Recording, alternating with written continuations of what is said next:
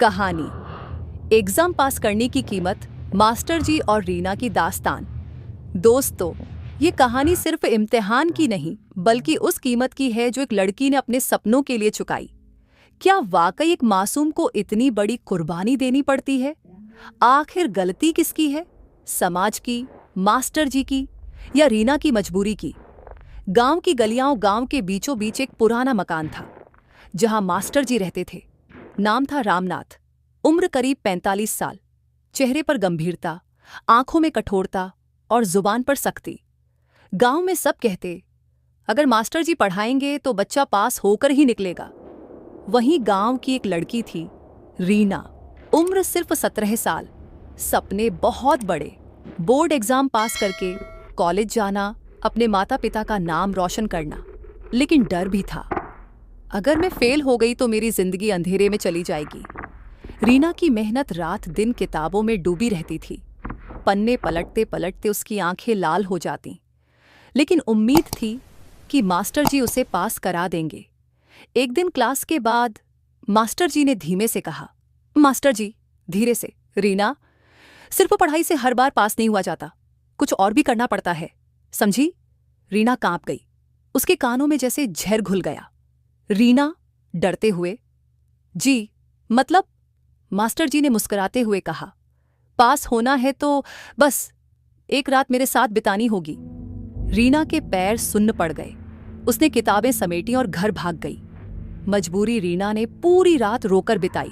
उसके सामने दो रास्ते थे, या तो मास्टर जी की बात मान ले और भविष्य बचा ले, या इनकार कर दे और फेल होकर सबका मजाक बन जाए। उसकी माँ अक्सर कहती थी, बेटी, अगर तू पास हो गई तो तेरी शादी अच्छे घर में होगी। उसके पापा मजदूरी करते थे। उन्होंने अपनी सारी कमाई उसकी पढ़ाई में लगा दी थी। रीना ने सोचा, अगर मैं फेल हो गई तो पापा का सपना टूट जाएगा, माँ का विश्वास टूट जाएगा। क्या मैं सिर्फ अपनी वजह से सबकी उम्मीदें तोड़ दूं? दिल रो रहा था, लेकिन मजबूरी हावी थी। वो रात अगली शाम रीना कांपते हुए मास्टर जी के घर पहुंची।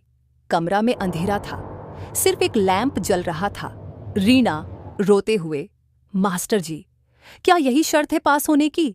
मास्टर जी कठोर आवाज में, हाँ रीना, यही एक रास्ता है, वरना तेरी कॉपी में 0 भर दूंगा।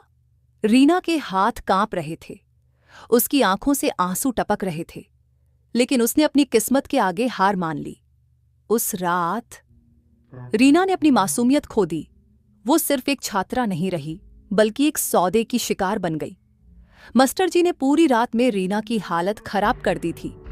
एग्जाम का नतीजा कुछ हफ्तों बाद नतीजे आए। रीना पास हो गई थी। पूरा गांव तालियां बजा रहा था। देखो, रीना पास हो गई, अब इसकी जिंदगी बदल जाएगी। मां ने उसे गले लगाया। पापा की आंखें गर्व से भर आईं।